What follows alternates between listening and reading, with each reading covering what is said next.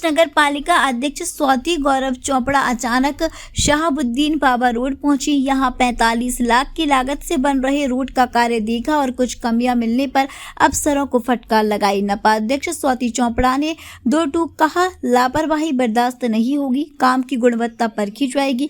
उन्होंने मौके पर मौजूद इंजीनियरों को आवश्यक निर्देश दिए। इस अवसर पर उन्होंने रोड का कार्य देखे रोड बनने तक दोनों तरफ बैरिकेडिंग करने को कहा। साथ ही आम जनता से भी निर्माण कार्य में सहयोग करने की अपील की। शहाबुद्दीन बाबा दरगाह रोड नीमच का मुख्य रोड है जो नीमच सिटी को सीधे महू रोड जोड़ता है। 700 मीटर लंबा और 7 फीट चौड़े इस रोड पर करीब 45 लाख रुपए खर्च हो रहे हैं। रोड की निर्माण गुणवत्ता परखने के लिए नगर पालिका अध्यक्ष स्वाति चोपड़ा अचानक ही पहुंची और कार्य देखने लगी। जैसे ही इंजीनियर और ठेकेदारों को जानकारी मिली तो वे तुरंत मौके पर पहुंचे।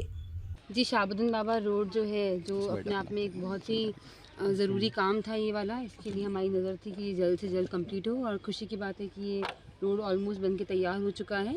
और ये अच्छी बात है कि ये नीमच में एक सौगात इसलिए भी क्योंकि ये हमारा जो रोड है ये महू रोड से जुड़ता है, तो नीमच सिटी से महू रोड का एक और मार्ग यहाँ पर प्रशस्त हुआ है। साथ ही जो इसकी लागत थी वो कुछ 45 लाख की लागत से ये बना है।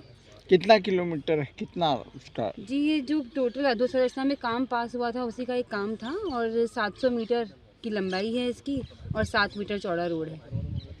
इसमें और क्या खास बात है रोड में क्वालिटी को लेकर? डामर का रोड है, किस तरह का ध्यान रखा गया है? देखिए, ठेकेदारों को जो निर्देश दिए गए थे उनका पालन हो, इसीलिए हम यहाँ पर आए हैं देखने के लिए। काम अच्छी गुणवत्ता का हो रहा है और जो भी इसके मानक थे उस अकॉर्डिंग ही काम हो रहा है। टेंडर की शर्तों का पालन किया जाए, ये हमारी मेन जो अप्रोच रहती है।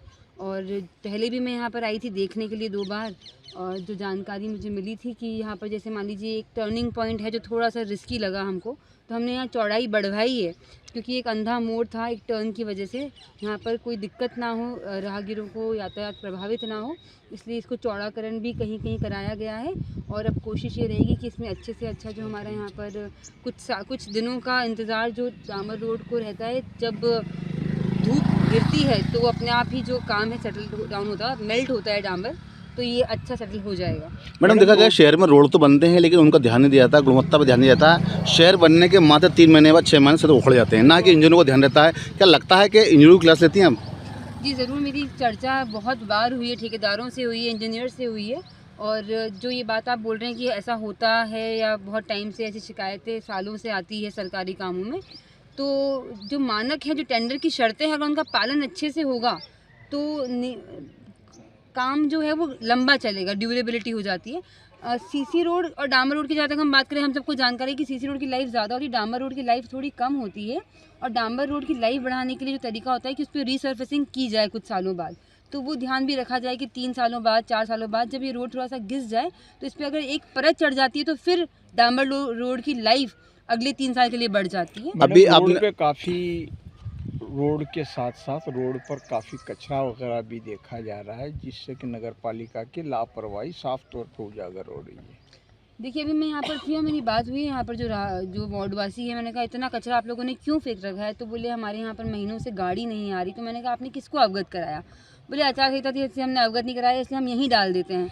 तो ये जिम्मेदारी नागरिकों की भी होती है कि अगर कहीं 2 गली में या 1 गली में गाड़ी नहीं पहुँच रही है, अगर मुझे अभी मैंने हाथों हाथ फ़ोन लगा के बोल दिया कि गाड़ी यहाँ पर रोज़ आएगी अब, और गाड़ी अब आएगी तो कचरा वो ना फेंकें। और ये मुझे लगता है कि मैं नीमच वालों से भी अनुरोध करूँगी कि कभी गाड़ी कहीं नहीं भी आ रही है तो अगर हमको जानकारी मिलेगी तो वहाँ पर गाड़ी पहुँच जाएगी और कचरा रोड पे फेंकने की नौबत ही नहीं आएगी। मैडम, अभी आप रोड पे आए हैं, आपने निरीक्षण किया है, क्या देखा आपने? किस तरह के यहाँ के ठेकेदारों जगहों से बोला है? अगर मान लीजिए अगर रोड की गुणवत्ता सही नहीं होती तो क्या करेंगे आप?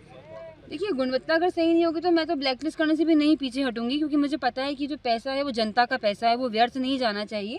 और ठेकेदारों को भी इस बात का अच्छे से अंदेशा है, हमने बहुत बारी बात बोल चुके हैं उनको, तो उनमें भी वो एक जो डर होता है वो है कि अगर काम अच्छा नहीं हुआ तो फिर उनका पेमेंट भी नहीं होगा।